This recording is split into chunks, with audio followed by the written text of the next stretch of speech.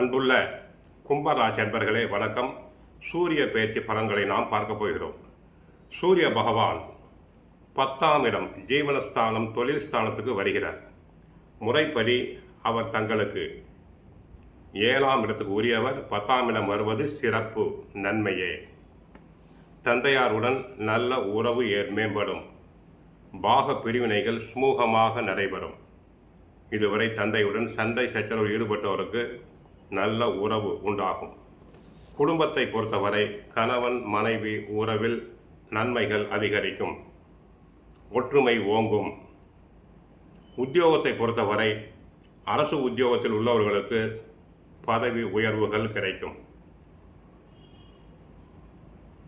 உத்தியோகத்தில் சிறப்பாக செயல்பட்டு உயர் அதிகாரிகளுடைய பாராட்டுதல்களை பெறுவீர்கள். தாங்கள் வேண்டிய இடத்திற்கு இடமாற்றம் தங்களுக்கு கிடைக்கும். மற்றவர்களுடைய வேலையும் சேர்த்து செய்து புகழ் பெறுவீர். தொழில் துறை அன்பர்கள், சூரியன் சம்பந்தப்பட்ட தொழில், மருத்துவ தொழில், நகை தொழில், கெமிக்கல் பிஸ்னஸில் ஈடுபட்டுள்ளோருக்கு நல்ல பண வரவுகள் அதிகரிக்கும். தொழில் நன்றாக சிறப்பாக நடக்கும். கூட்டாளிகள் அனுசரணையாக இருப்பர். தொழிலாளர்கள் அன்பாக இருப்பர். அதில் எந்த விதமான சந்தேகமில்லை. தொழில் துறையில் நன்றாக சம்பாதிப்பதால் பழைய கடன்களை அடைப்பீர். புது கடன்களை வாங்குதல் கூடாது. அரசியல் துறை அன்பர்களுக்கு மக்களிடையே செல்வாக்கு புகழ் பெருகும். உயர்மட்ட தலைவர்கள் தங்களிடம் அன்பாக இருப்பர். தங்களின் ஆலோசனைகள் கட்சிக்குள் ஏற்றுக்கொள்ளப்படும். கட்சிக்குள் புது விதமான பதவிகள் தங்களுக்கு கிடைக்கும். உடல் நலனை பொறுத்தவரை தங்களுக்கு உடல் ஆரோக்கியமாக இருக்கும்.